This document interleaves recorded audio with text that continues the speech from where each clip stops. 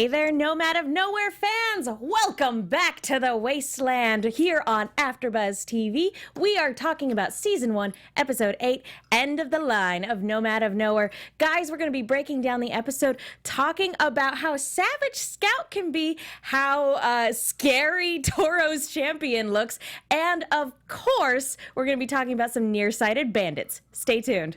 You're tuned in to AfterBuzz TV, the ESPN of TV talk. Now, let the buzz begin. So, I'll be honest, I can never remember the name of this band. The Doobie Boys, right? Doobie Brothers. Doobie Brothers. See, in my head... No, the Doobie Boys are on Twitch. They stream Call of Duty and Fortnite exclusively. My parents went to go see them in concert when I was a kid, and I couldn't for the life of me remember what band they were seeing. So I was like, who are you going to see tonight? The Gooby Boys? And they were like, the Doobie Brothers! The Weed siblings. And they were so disappointed in me. I feel like they wanted to disown me right then and there. This is a fun fact for those of you listening. If you can find the deconstructed version of this song that gives you every audio track on a different level, lets you listen to it, and then puts it all together, this song is amazing. I mean, it's a great song just in and of itself. I feel like you don't have to deconstruct it to see that, but that's really cool. It's even when you hear all the individual layers and be like, oh, it's got this, oh, it's got this little guitar bit, oh, it's got this, and then when you put them all on top of each other, you can hear them all. Oh, that's so cool. But like, speaking of deconstructing, hey there, Nomad of Nowhere after show fans! We are going to be breaking down tonight's episode. Let's not waste any time. Let me go ahead and introduce my fantastic panel. To my left, Mark Donica. That's me. To his left, Katie Cullen. where would you be right now? And to my left, I'm Megan Salinas. Sadly, Stacey Shuttleworth could not be here tonight, but you guys can follow her on Twitter and Instagram at Stacey Shuttles and tweet her your well wishes. She's a little under the weather, so please send her your well wishes. We hope she makes a speedy recovery and gets well soon. So, guys. Nice fade, Steve. That was nice. excellent. That was excellent. So, guys, this was a really fun episode for me. We had a lot of great character interactions. We got some really great comedy bits. What did you guys think of this episode? my brain is just a loop going, train heist, train heist, train heist. Those are always so much fun.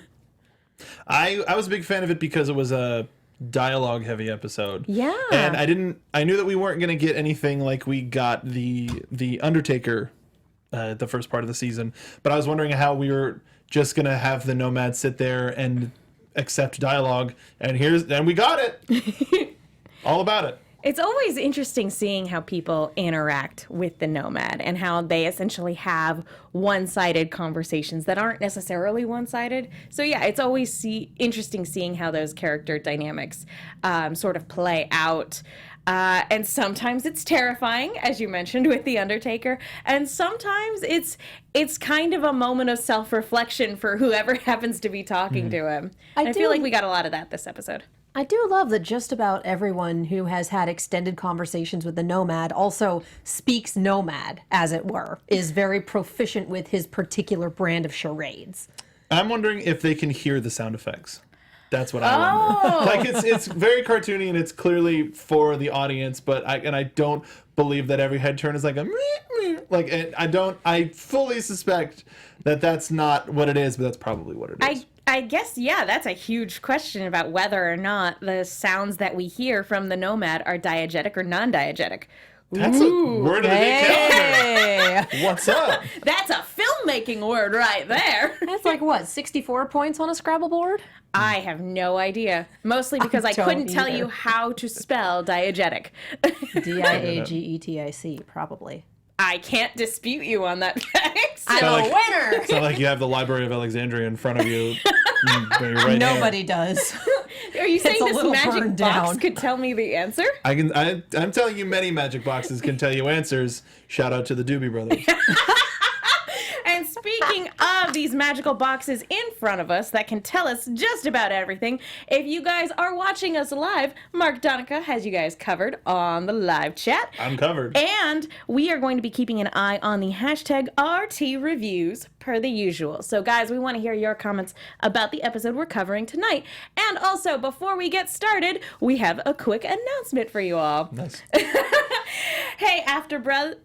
AfterBuzzers. That one wasn't even intentional. It's staying, though. It's staying. It's infecting the entire animation channel. We are all After Bros now. We're all After Brothers now. Hey, After Bros!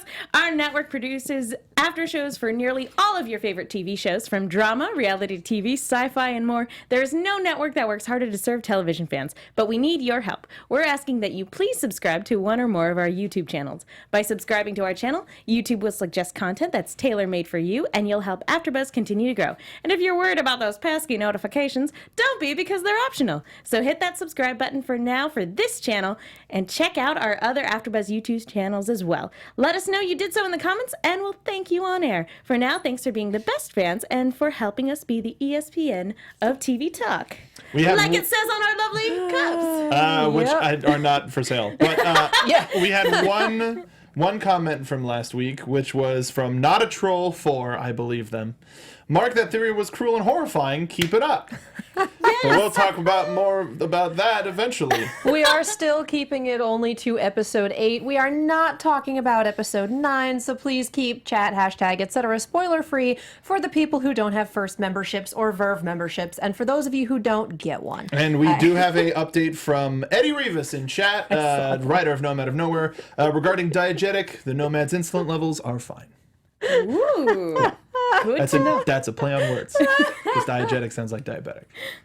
Diabetes. You've been working too hard on that railroad. Oh, Lord in heaven. All right, so yeah, let's go ahead and get to it. Before we go to the train station, I want to instead hop on over to Toth and the rest of the dandelions, because Please get the soundboard ready. We're going to need it.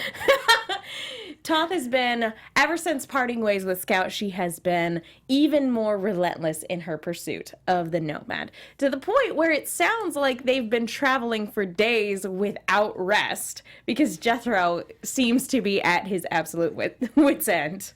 Well, he's being a masseur.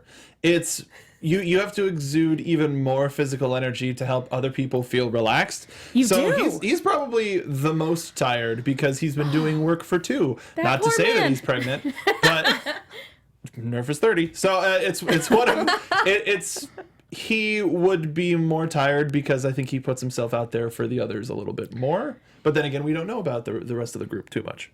I also do love this little back and forth. I love when these 3 talk.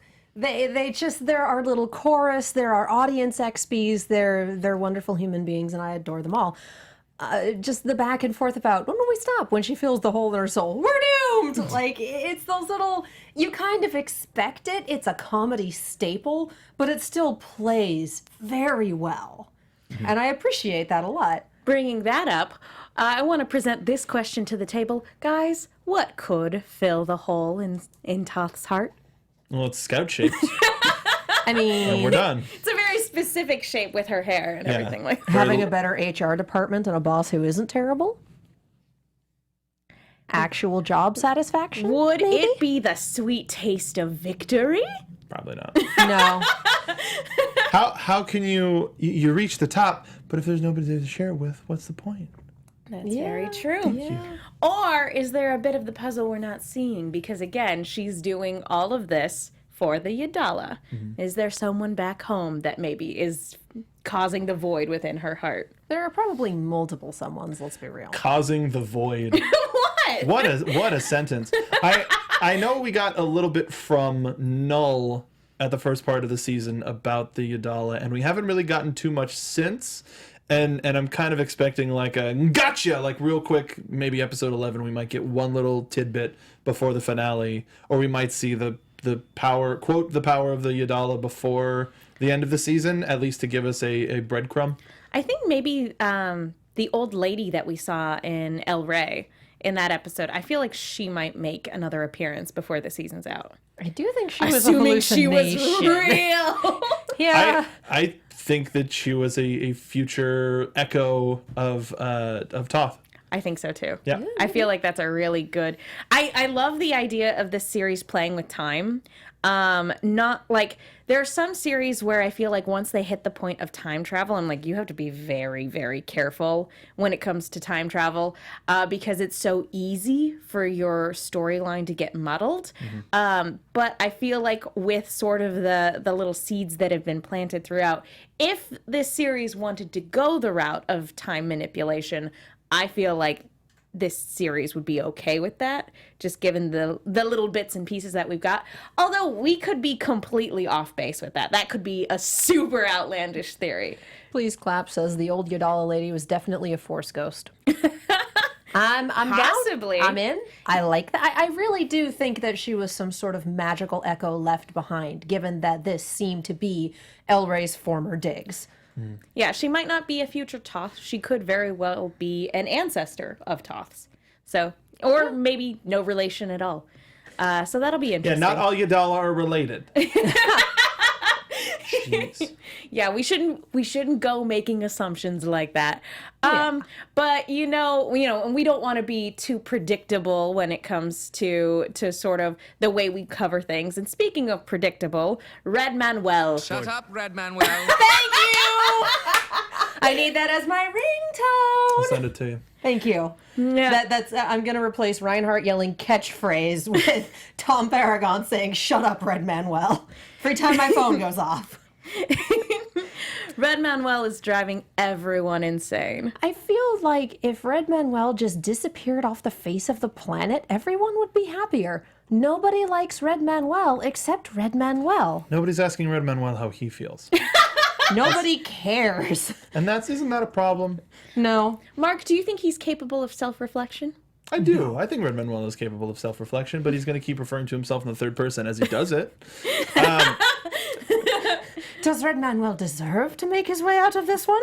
Well, it's one of those things where in a lot of popular shows, we don't necessarily know the background of a quote villain or an anti-hero or whatever, but usually it's the episode where we get the explanation that fans absolutely adore and love. And Red Manuel, jerk, total jerk. I would say beehole. But at the very least, sorry kids, I know this is a family show, but I think that everybody has the possibility for redemption. Please Clap says Red Manuel likes Red Manuel enough for everyone else. Sure, I mean, if nobody loves him, he's got to make up for that. Oh. So I'm not saying that I've turned a corner and I enjoy Red Manuel, because I agree with everybody when I say. Shut up, Red Manuel. So, but I appreciate what his character represents and what it's supposed to do, but I don't think I'm sticking with my prediction from last episode. Julio Catalan says he's the Star Scream. I mean, you're not wrong. I very much like that comparison. Bless. He constantly wants to usurp the person in charge. He's so self-absorbed, probably wears heels really well. He's loud, annoying, and ostentatiously colored. I'm talking about like the red everything. ELS Gaming says, do you think we'll get a blue Manuel? Probably not. Azul Manuel! Manuel Azul. Yes! That's his brother. That's his twin. Who actually, like, instead of, he's the evil twin and his brother is the nice guy. one. Clean shaven, short hair, like no accent. Yeah, Respectful and polite. Manuel Azul. Pleasure Carries to meet a guitar. He's the bard of the party. Though technically, if you think about it, Red Manuel and Don Paragon are kind of the exact opposite of each other, That's very true. both in design and in performance and presentation. And yet they're both equally arrogant and narcissistic. Yep. It's I would say not so much the opposite of one another, but they are like two sides of the same coin, if that makes any sense. I very much like that. Tia Polito says Azul Manuel is just Don Paragon. Yeah, Well, exactly. Makes a lot of sense. I think we need that sound clip one more time before we move on, if you'd be Shut so up, kind. Red Manuel. Yes, thank you. It makes me And so now we happy. can't use it anymore because that's the rule Rule of of threes. 3. That's comedy for you guys. So before we hop away from them and a possible moment of self-reflection for Red Manuel, instead we get to see they come across El Toro's champion, who doesn't really take any notice of them. Now, I was very surprised when we were introduced to El Torro. What did you guys think of El Toro's champion? Just Torro? Well, his name is Torro. He's name not is the Torro? bull. He's just Torro. Oh, okay. Gotcha. I think he likes to think of himself as. I got you. El I got you, Toro. fan. I was a little surprised that, like, last week you had mentioned, I can't wait to see what kind of design he's gonna have. He's just a dude. Like, I don't think, like, in this episode we saw a lot of the terrifying things that he can do and feats of strength and things of that nature, but I don't think we've seen the worst of it. Yeah, he's extremely strong. It's, it takes a lot to derail a train, basically. Honest to goodness, my knee-jerk reaction, he came on screen and I went, Doomfist? Like, A little bit. He doesn't have the right arm, but he looks a lot like Doomfist. I'm just like, okay, that's a similar design, so okay, cool. And then I really, really wanted him to suplex the train.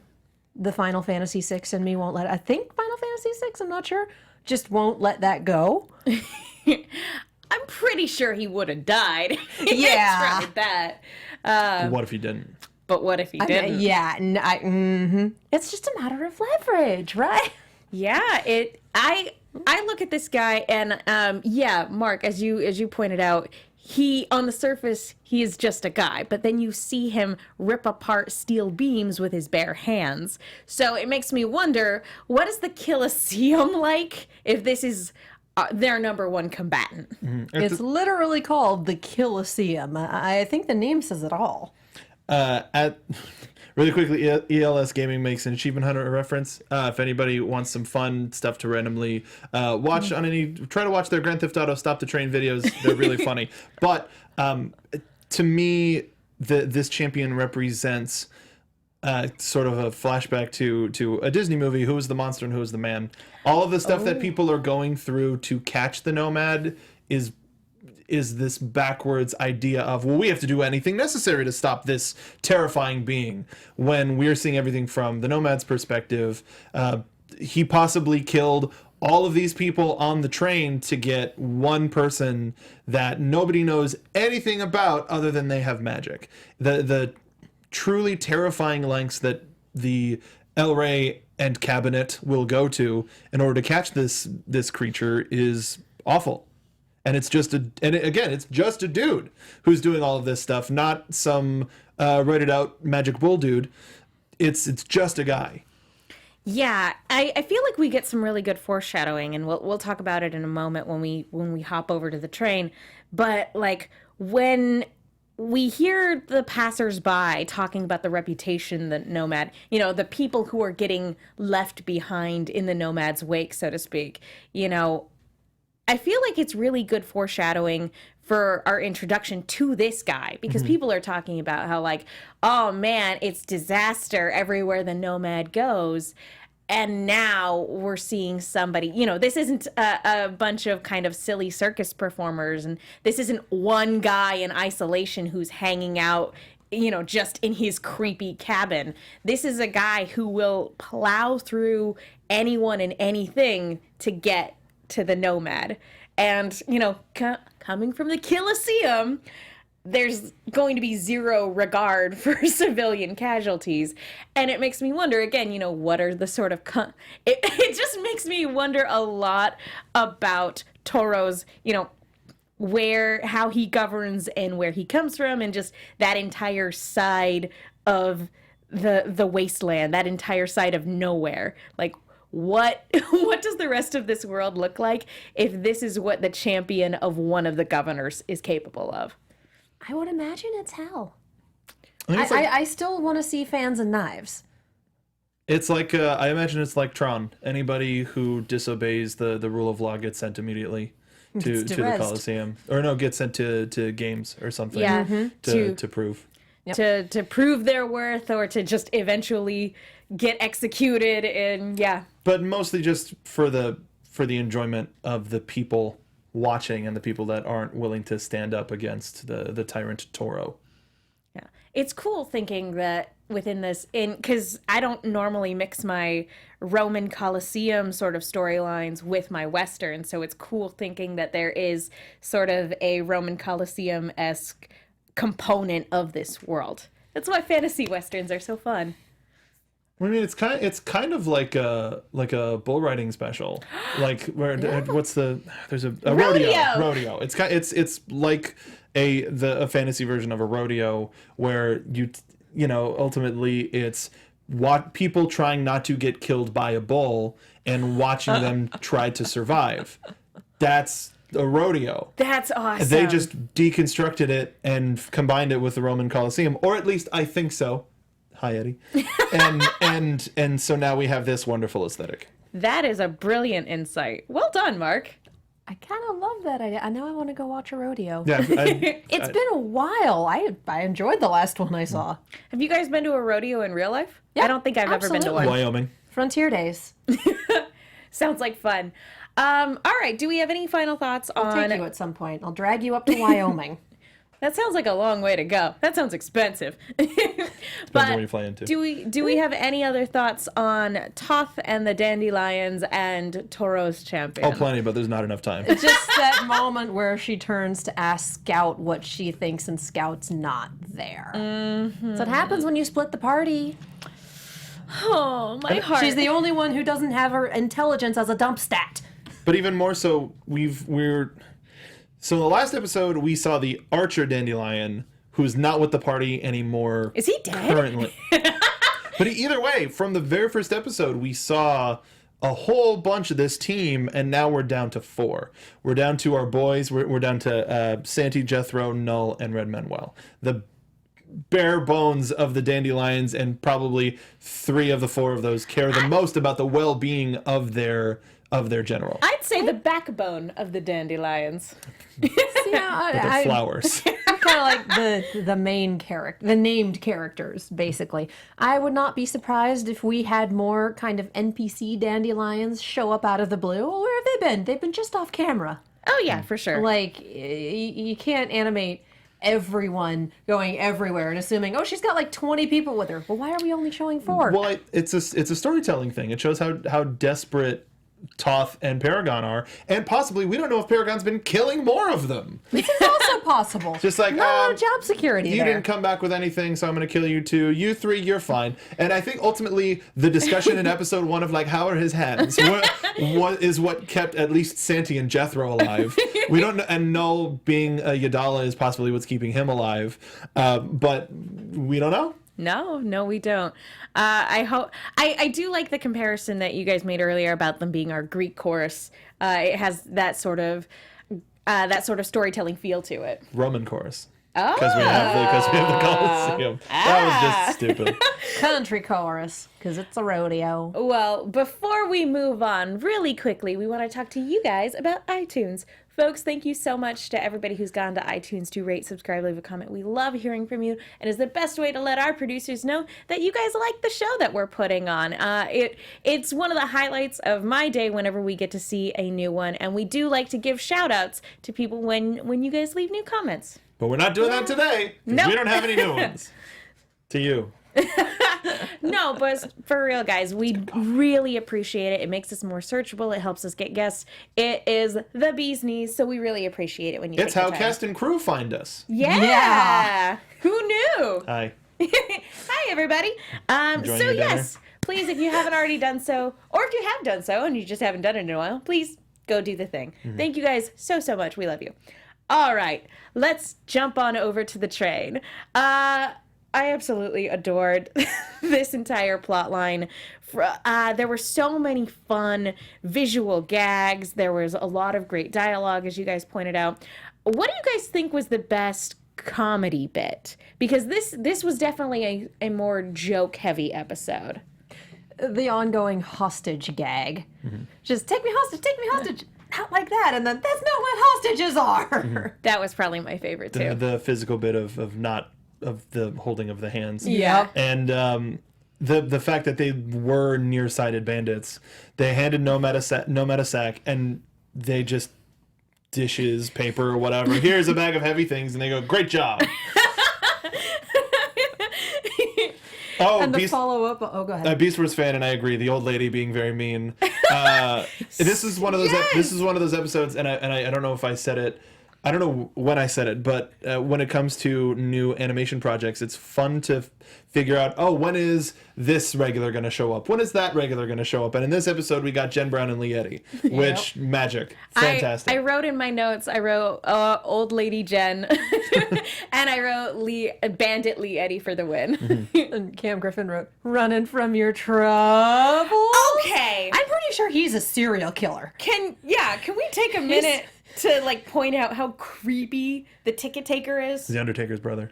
Probably. Oh, they're both takers. The Underticket. The ticket taker. First name Ticket, last name Taker. Could we just No, I got the joke. Could we just put him in the direct path of the champion? Because I don't want to talk to this guy anymore. I got some bad news. He's our new protagonist. Oh no! Running from your troubles. Ugh. And just that slow head tilt. And can we? That dolly shot, the horror dolly shot. Yeah. Absolutely. I'm not actually a train. I feel like at any point some very low violins could have started humming and it would have been right at home hearing next to this guy's dialogue and performance. Well done, but he creeped me the heck out. But as we sort of touched on before, the Nomad's reputation is preceding him. And so much so that there are wanted posters all over this train station. And he does the sort of classic Looney Tunes thing of I'm going to draw mustaches on all of these. Different mustaches on everyone. That's so good. Do you guys think at some point he's going to clap and make wanted posters of himself come alive? I honestly thought that would have been the expedient route, would be just getting rid of the wanted posters. Fly away! That would have been a little bit more obvious when there's just a little army of signs walking away. The Nomad must have been here, as opposed to some delinquent just drew on the signs. That's a good point. But I think eventually we'll probably see a wanted sign tornado or something. And just a little army of signs. I love the idea of there being the wanted sign and the googly eyes popping up right where his eyes are. I love that idea. But yeah, we hear that his reputation isn't necessarily sterling at this point. People are hearing about the Undertaker and about the circus he bankrupted and everything like that, never really getting the full context of the story of, they were a group of bounty hunters, or, that guy was crazy, he tried to murder a man. No, none of that. So it's sad to think that as he goes along, that reputation is going to be ahead of him, and it's going to be harder and harder to get help, probably. Well, I keep coming back to this, but that's also very Trigun.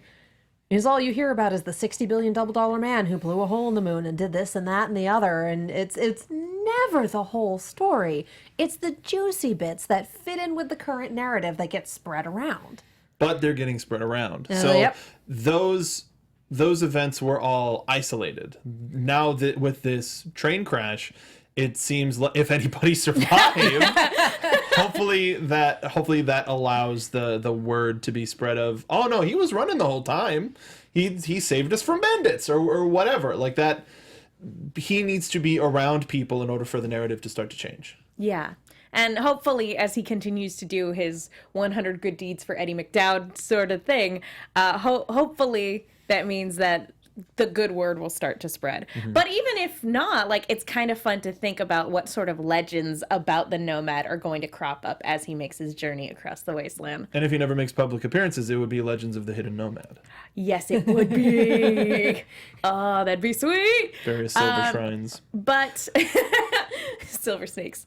Olmec. Just imagine a stone statue and he brings it to life and it has the googly eyes. It's got the big googly eyes. It's all interpretive. It's not no words. It's just I've been watching a lot of Legends of the Hidden Temple. I mean, thanks, Verve. And That would make the quiz section very, very difficult. I mean, everyone else can understand the Nomad doing charades. Why not Olmec? So we hop on the train with the Nomad, and that's where Scout recognizes him. After, yes, this very, very mean old lady just sort of scolds her for trying to make conversation. yeah. When the old lady started it. Usually it's, well, you look really sad is an invitation to, why are you sad? It's not just a, like, you look really sad. Bye. Like, okay, thanks, Sometimes Jen. it's nice to talk to somebody that's not looking to. Hell, you're not doing too well. Hey, it's nice just to check in every once in a while. Sure, like a I'm fine would have sufficed for the old lady. Oh, that's all that she wanted. All that she wanted, but she still was like, okay, are you doing okay? Well, I mean, at least she had the freedom, and it's not like an airplane where you're stuck next to somebody for hours on end. But you're like, nope, I'm out. I've taken airplane rides in complete silence before. It's fine. Exactly. The Nomad Fine. is like the perfect airplane companion. Like, you know how you go on an airplane and you're just like, I don't want to talk to anybody for this entire flight. And the Nomad would be perfect. He would be the perfect traveling companion. Good listener. You can play charades. Great listener. Great listener. But yeah, so Scout definitely sees the Nomad and she basically corners him. Now, this conversation brought out a sort of different side of our sweet Scout. She's, obviously we had a moment in the last episode where things got a little dark for her, but at the end of the day, she's like, "Oh, curse my tender heart," and doesn't actually have it in her to hurt anybody. Mm-hmm. But in this episode, she's downright savage to the Nomad. She's like, "Hey, you're gonna get captured and brought to El Rey anyway. Why not help me if it's inevitable?" What did you guys think of her sort of like, "Hey, since this is just a thing that's gonna happen." Really quickly, I'm sorry, you can take please it. clap, You killed can us take both. it. And talking about the Nomad, and he's definitely not one of those weirdos that claps when the plane lands. Well, shoot, I think that's chat comment of the night. And then the plane sprouts googly. The other one that I it's love All is, the luggage. Oh no. well, but I mean, the luggage would just unpack itself and then go with the person it's supposed to be with instead of just really long baggage claim. No, line. wait. Would the bag come to life, or would each individual item in the bag come to life? Probably I would depends say- on Is that a round how of big applause? the I club would is. say yeah. the bag, because we've had the we've had the bag in the circus episode come to life and the hat rather come to life and start spewing money. So it's not necessarily all of the contents within, and I think the Nomad has a say in that. Yeah, I mean, we saw it when he's collecting for the nearsighted bandits. He's able to make everything in the bag come to life without the bag itself, and then later the bag becomes sentient. Or is that because of that new mode of light that he just got from helping the Eagles? Who knows? Ooh. We still have no idea what the arc reactor does. So. Yeah, and that's another thing I sort of wanted to point out in this episode, and we'll get back to Scout's sort of conversation here in a moment, but like, that was something I did want to bring up, is we've been postulating that when he does good deeds, sort of, or when he does good sort of just in a general sense, that's when we see the light up in the chest. And that could mean a lot of different things, but I do feel like it has to be something specific, because in this episode, he saves the train from a group of bandits. But does he save it from crashing? No, but he does rescue the train from a group of people who are trying to rob the citizens, and we don't happen to see a glowy thing. We don't see the glow happen. So I'm like, okay, so it's not just stopping evildoers or doing what some people, or following the letter of the law. It's not what some people would consider a good deed. I would consider stopping bandits to be a good deed. Mm-hmm. But it makes me think that, okay, it's probably a little bit more specific than just a general good. It's probably like good for the earth, maybe? I don't know. But I mean, he also got it after beating the ranch hand. So I think your theory about doing good for a specific person or people who know that he's done good holds water. What if it's leveling up? What if it's the degree of do-goodery that like It's XP. like he's already or they've already gotten to that level, so the next one is just arbitrarily speaking, all right, you have to save 30 people, all right, now you have to save 50 people, and it just keeps going, or it just as a matter of explanation, not specifically that, but it just the severity of the deed has to go up. Maybe it's all speculation at this point. I love the idea of it counting for experience points. Yeah. I like that. Okay, so let's get back to Skout, because this is Skout was really savage in this episode, and I wanted to get your guys' take. Was this, because I was very much taken aback by her attitude towards the Nomad in this episode. Mm-hmm. I like that we got the insight that she thinks that the Nomad being captured is an inevitability. The idea of, you might be able to continue to evade capture, you might get away, just never even crosses her mind. It's, look, this is a known quantity, this is going to happen one way or another, so you might as well help us along the way. Maybe. Similarly to how we talked about how Skout was rubbing off on Toth, vice versa. Mm-hmm. Though it's like trying to install new software on an old computer. It just doesn't take. So you're just trying, but the computer doesn't know what to do with it. So the Skout system is still just like, yeah, this'll do it. But did anybody sense that she had an acceptance of saying, doing all of this won't fix all of your problems, but when I do it, it's going to fix all of my problems? Did anybody think that she had a moment of realization there of, oh, this is the wrong thing to do? Or if it's still just, that was an over the head hand gesture for our audio listeners. I feel like, at least at first, it was very much an over the head sort of thing, because I think she's looking at it in a very short-sighted sense of like, yeah, this is bad for. It got deeper. It just got deeper by having the short-sighted bandits on the episode where there is some character short-sightedness. Y'all are geniuses. That's to you and everybody watching. We love you. Oh my gosh. I need to watch what I say. Layers like onions or like punions. Parfaits. Oh, Lord. Best damn food on the whole damn planet. But yeah, I feel like she's looking at it in the short run. She sees this as an opportunity of like, oh, if I bring you in, since it's going to happen anyway, maybe Toth will love me again. and I feel like, again, if this is something that's coming out of love, it's a bad thing, but it's coming from a place of desperate love, like she probably goes like, hey, since this is gonna happen anyway, instead of it being a bounty hunter where there's going to be a lot of collateral damage, you might as well just come with me, we'll just make a beeline there and it'll be done. Because I'm sure it's like a little bit of this'll get me into Toth's good graces, but also people aren't going to get hurt anymore. Yeah. Because like you have put us through all sorts of trouble. But when will she have the realization that it's not physically the Nomad doing all of these things, that they're just trying to do their best because they're the best boy? I feel like she'll come around if she finds out what El Rey wants to do to this very sweet boy, to this very sweet, possibly 3 children in a trench coat. I'm not sure. We don't know. I think she'll come around if she finds out that El Rey's the reason that the magic is gone from everywhere else. Because right now, El Rey looks like the solution because he's been ruling for 100 years, and that's... yeah. And it's not in any of the books because history is written by the victors. Exactly. She's very smart, though. I feel like if she comes to that conclusion, then her attitude will change completely, and she will be 100% on the Nomad side. ELS Gaming, wait. The meta doesn't talk, and the Nomad doesn't talk. Therefore, Nomad equals the meta. Oh my God.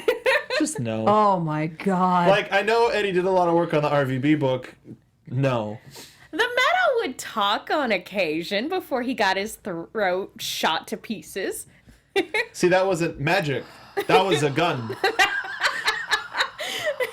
He would make weird, like, coffee pot noises. Ugh. Coffee club for men. But yeah, there were very few times where the meta talked. We haven't seen the Nomad say a word yet. So yes, that means the meta is 30. Thank you, Cam Griffin. Growl, growl. It all comes confirmed. full circle. It all comes full circle. Is there anything else we want to hit before? It's the RVB. It's the Rooster Teeth animated cinematic universe. Yeah, I feel like the only other thing we want to talk about just is the nearsighted bandits. They are so cute. Can I just say Wouldn't it be better to call yourselves the Blind Bandits? Oh, That's a good one. Way better. They're short-sighted in their planning too. It's just all around. It's short-sighted all across the board. It makes me really happy that this is the sort of show that we're watching, where bandits, like the nearsighted bandits, are sort of like the sort of characters we can expect to see from this show. And it makes me go like, I won't say exactly what it was, but Elizabeth Maxwell came up with a great idea for a bounty hunter. I mean, it's in public, the panel. so you could say but go watch the Watch panel. it on Mixer. Go watch it Yes. on Mixer. But like looking at these nearsighted bandits, I'm like, yes, her idea would absolutely fit within this world. It'd be perfect. And so yeah, and anytime we get to hear Lee Eddy, like Also, a all-female group of bandits. wonderful. I freaking love this show so much. This is a normal robbery on a train. Oh, these ladies are so fun. I really hope they're not dead. I would love to see them I hope come a back. lot of people aren't dead. Yeah. That was a lot of collateral damage for one specific. Yeah. Ooh. Fingers crossed. Crowded But train. Except for the old lady, no, though she's fine. But, you know, she's impervious. Normal humans are acceptable damage. It's fine. It's fine. Everything's fine. Well, yeah, do we have any final thoughts on this week's episode before we move into some predictions? I just circle back to train heist, train heist, train. Like, it was a lot of fun. I'm always down whenever there happens to be a sequence where characters fight on the top of a train. I am always down for sequences like that. I'm a fan of science as well. It's weird to think that an episode with a train heist would be sort of a calmer episode than what we're used to. But we were expressly told several times, gird up because some stuff's got to be happening, and we're just waiting for it. Yeah. So on that note, I think we should revel in how funny this episode was. Given that, let's go ahead and dig into some predictions that are unquestionably dark and sad. Mark. Okay. And we'll reiterate again, just because folks may have come in late, we're not doing spoilers. We're not talking about direct references to next episode because it is out on first, and I even think public. I think it's come out on public release. Friday, I thought. Okay. Yeah, we are adhering to Rooster Teeth's community guidelines when it comes to episode coverage, so to speak. So yes, no spoilers, guys. Yep. All right, Katie. What do you think is happening next week? Well, it's kind of hard to make predictions having seen next week's episode. Overall Then predictions, go then. further. Again, I got nothing. Okay. I can't formulate something without going into spoiler territory, so I'm abstaining. I wonder, like we talked earlier about the public reaction to this, because we don't know the severity. If everybody died, this will all be put on the Nomad. Yeah, absolutely. If nobody died, will people be willing to talk about it? How heavy is the grip of El Rey to where people will have the bravery to come forward and say, I don't know why they're looking for this guy. That's what I wonder, because with how blasé Torro was in episode 1 of like, yeah, this is just kind of the way it goes. Is there anybody out there that's just like, does this have to be the way that this goes? So that's what I'm wondering, is what The town sort of, that he saved. What's true, but they all stayed. Yeah, they're tiny and insular. And they don't know, there's no water going in or out, so there's not necessary, and yet some person is still taking a bath probably to this day. But I wonder to what to what degree this incident will have on the future. Viva la revolucion. Yeah. I am standing by I feel like, as far as my predictions go, I feel like for the Nomad, we see the glowy bits when he does something specifically to help sort of the earth, to help sort of restore natural balance. That's my particular prediction. And yeah, I absolutely think Skout will come around when she finds out what El Rey's plan is. Whenever that may be. Yeah, whenever that may be. If that's far down the line, if that's, within before the season's out, we shall see. One word answer. Does anybody think we'll see the Colosseum this season now that we have the champion coming to them? Hope! No. No, maybe. I'll say yes, so that there's truly no reason and no actual definitive answer. But that's all I wanted to know. That's going to do it for us tonight. Katie, where can people go if they want to find you? You can follow me all over the social medias as well as on YouTube and Twitch at Kiaxet. That is Kiaxet. If you want to see reactions to these episodes, they live on that YouTube channel. Voltron is Mondays at 7. Attack on Titan is Mondays at 8. Do the thing. It's wonderful. And you can find me on Twitter at MarkBDonica. Been doing a whole bunch of stuff for a lot of varieties of people. Follow me for more information on that, I guess. Go to tpublic.com/the the Rooster Team, and check out some of our wares, support our independent stuff. It's a new month. We might be posting something really soon, so you should probably follow. We're on iTunes with. What the hell is it called? Welcome to Vale. What's the show we do? We're on iTunes for Welcome to Vale, and we're trying to submit to other places too, but we're on SoundCloud, iTunes. You should probably follow it for various reasons. And be sure to follow Stacey Shuttleworth at Stacey Shuttles across the social media. And I'm Megan. You guys can follow me on Twitter and Instagram at The Menguin. That's TheMenguin. Thank you guys so much for watching. We will see you all next time. From executive producers Maria Menounos, Kevin Undergaro, Phil Svitek, and the entire AfterBuzz TV staff, we would like to thank you for listening to the AfterBuzz TV network. To watch or listen to other after shows and post comments or questions, be sure to visit AfterBuzzTV.com. I'm Sir Richard Wentworth, and this has been a presentation of AfterBuzz TV. The views expressed herein are those of the hosts only and do not necessarily reflect the views of AfterBuzz TV or its owners or principals.